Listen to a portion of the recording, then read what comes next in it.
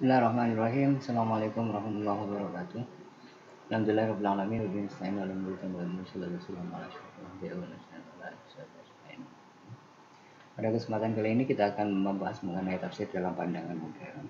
Pada pembahasan minggu lalu kita sudah membahas mengenai bagaimana sejarah tafsir dari awal dari masa Nabi hingga masa abad pertengahan.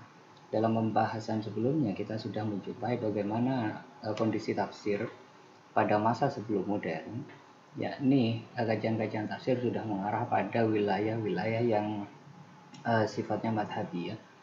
Jadi ada beberapa tafsir yang dikarang khusus untuk menjelaskan bagaimana konsep-konsep madhab mereka, baik itu dalam wilayah fikih ataupun kalam ataupun wilayah-wilayah lain yang kemudian dinisbatkan kepada bagaimana bentuk penafsiran yang disesuaikan dengan aliran-aliran tersebut. Dalam konteks itu kemudian ada satu bentuk gerakan baru dalam wilayah penafsiran yang akan kita bahas pada kesempatan kali ini. Saya tidak akan memberikan pembahasan yang panjang lebar mengenai wilayah ini. Kenapa demikian? Karena wilayah ini merupakan wilayah kajian mahasiswa ilmu Al-Quran dan tafsir. Teman-teman akan mendapatkan beberapa kajian mengenai tafsir dalam pandangan modern ini yang lebih mendalam, yang lebih komprehensif di mata kuliah lainnya. Saya akan memberikan pengantar bagaimana kondisi penafsiran dalam pandangan kalangan modern. Saya akan memulai dari motif pembaruan dalam penafsiran. Munculnya sekretarian yang saya sebutkan di awal atau di pembahasan sebelumnya, yang masuk dalam produk-produk tafsir menjadikan kegiatan penafsiran tidak lagi dilandasi oleh tujuan menjadikan Al-Quran sebagai hidayah bagi manusia, melainkan sekedar sebagai alat legitimasi bagi disiplin ilmu tertentu atau mendukung kekuasaan ataupun mazhab-mazhab tertentu.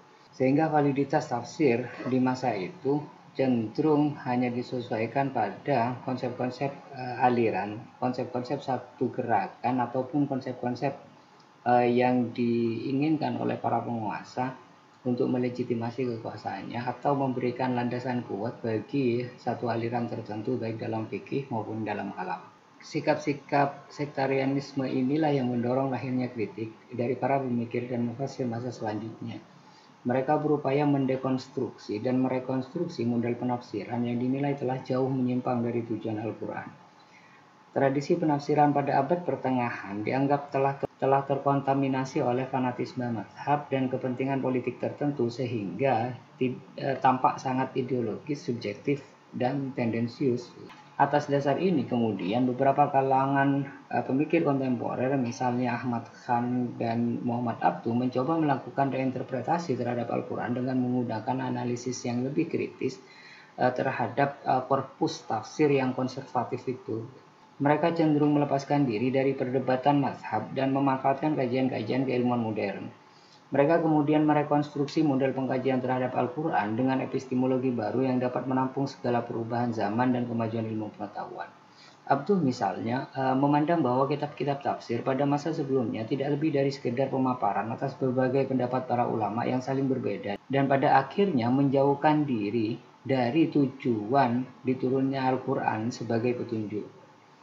Hal yang sama juga dilakukan oleh Nasr Hamid Abu Zaid yang memandang bahwa solusi yang ditawarkan oleh kalangan konservatif atau para penafsir tradisional pada esensinya mengingkari tujuan dan maksud syariah. Ketika solusi tersebut memisahkan antara teks dengan konteksnya, antara teks dengan realitasnya, sehingga tafsir-tafsir masa pertengahan cenderung pada orientasi terhadap pemaknaan secara tekstual saja. Mereka dianggap menjauhkan antara makna teks dengan konteks yang diinginkan pada saat teks tersebut diturunkan. Nasr Hamid menganggap bahwa kristalisasi konsep teks bisa jadi dapat menghilangkan sebagian aspek dari kekacauan tersebut dan dapat menyingkapkan topeng wajah reaktif yang sebenarnya dari pemikiran tersebut dan pengaruhnya dari warisan budaya serta menyingkapkan kenyataan tidak adanya pemisah dari arus peradaban kelas hegemonik. Teks dianggap terlalu dihegemoni oleh satu kalangan, satu aliran, ataupun satu pemikiran tertentu, sehingga teks menjadi jauh dari apa yang diinginkan sebenarnya.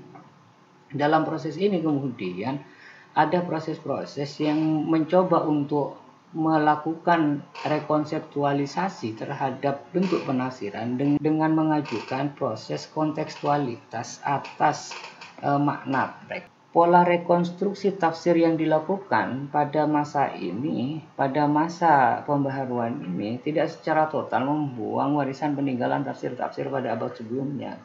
Oleh sebab itu, mereka masih mengacu pada nilai-nilai yang terkandung pada tafsir-tafsir sebelumnya yang dianggap masih objektif dan mengandung nilai-nilai yang hendak dituju oleh Al-Quran pada masa turun. Hasan Hanafi misalnya menganggap bahwa persoalan yang terjadi bukanlah pembaharuan warisan budaya. Pembaharuan hanyalah dalam rangka kesinambungan dalam kebudayaan nasional, landasan masa kini, dorongan ke arah kemajuan, dan ikut terlibat dalam persoalan perubahan sosial.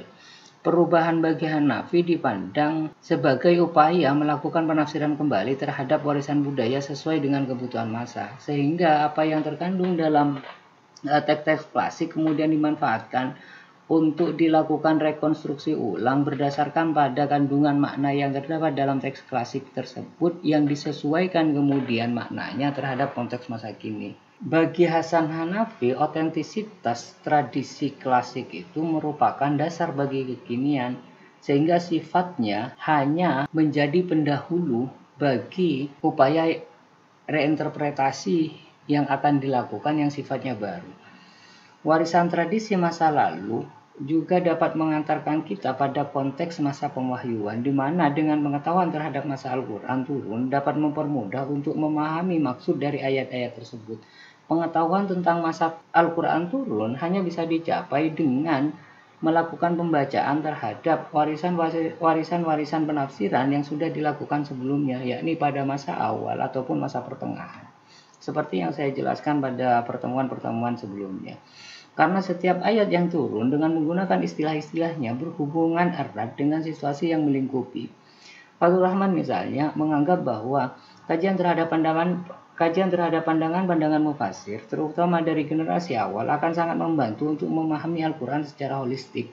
Konsep ini kemudian menjadi dasar konsep yang diberikan oleh Fathur Rahman dengan istilah double movement-nya. Untuk selanjutnya, pandangan umum yang diperoleh dari penggalian dan sistematisasi prinsip-prinsip umum kemudian dispesifikasikan dan direalisasikan pada konteks sekarang.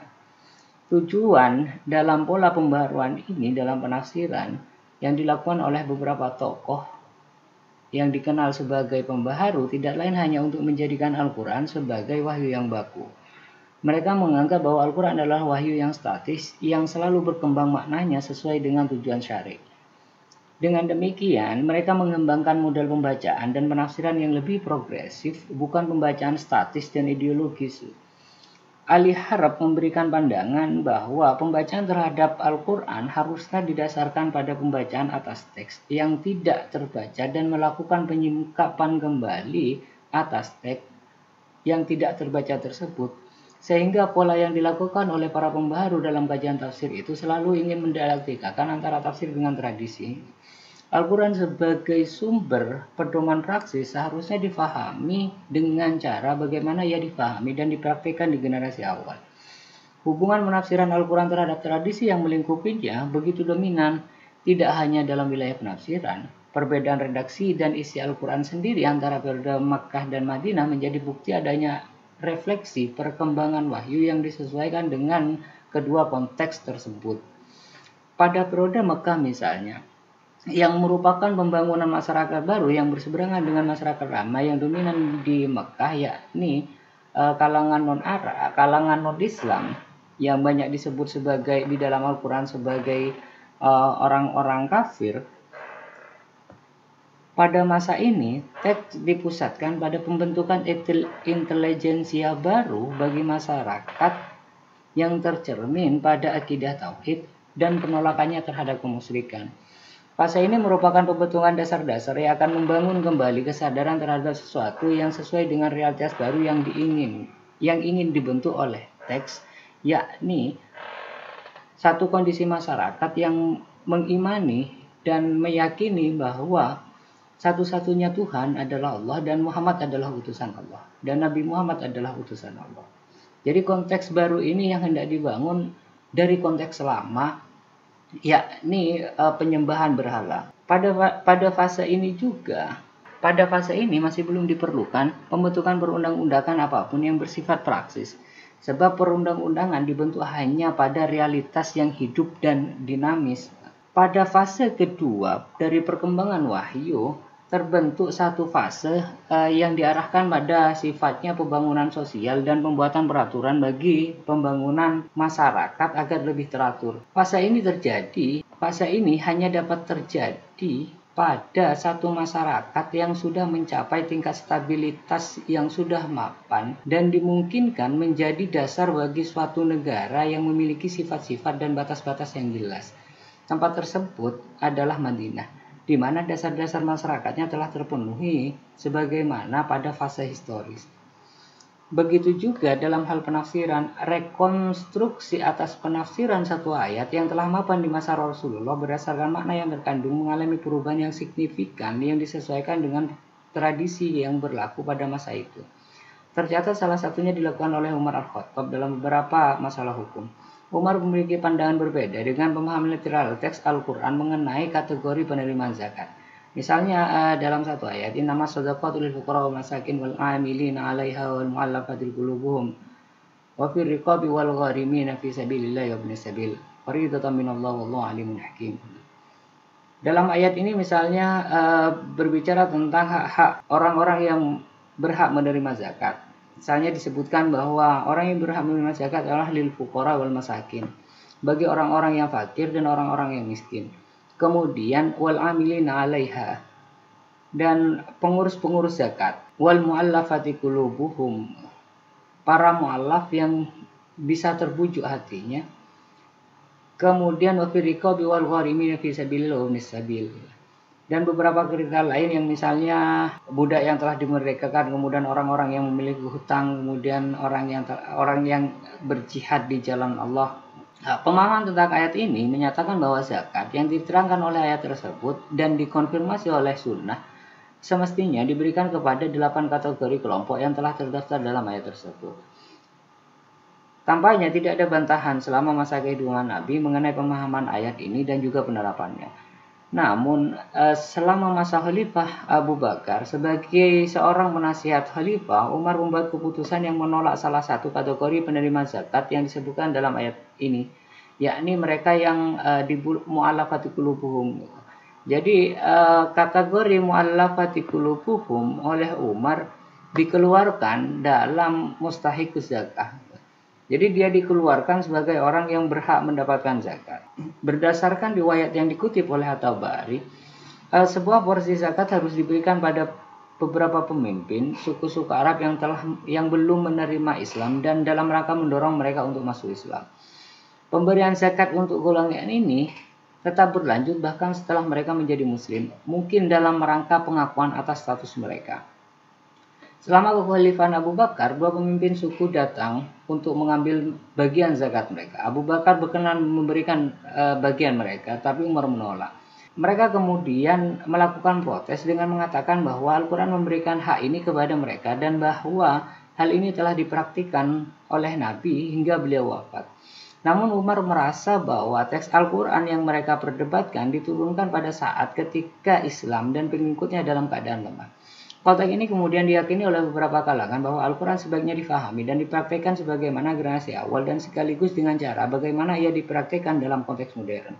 Kebutuhan untuk selalu mendialektikakan Al-Quran dengan tradisi didasarkan pada pandangan Al-Quran sebagai sumber pedoman praksis yang selalu diimplementasikan secara berbeda ketika perubahan dalam masyarakat membutuhkannya, sepanjang tidak melanggar hal-hal fundamental dalam Islam.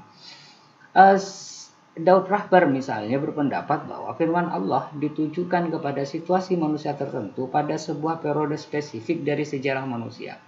Rahbar menyatakan bahwa tidak ada pesan ilahi yang bisa dibahasakan kecuali jika ia diekspresikan dalam nilai linguistik, kultural, dan keagamaan para penerima wahyu yang pertama.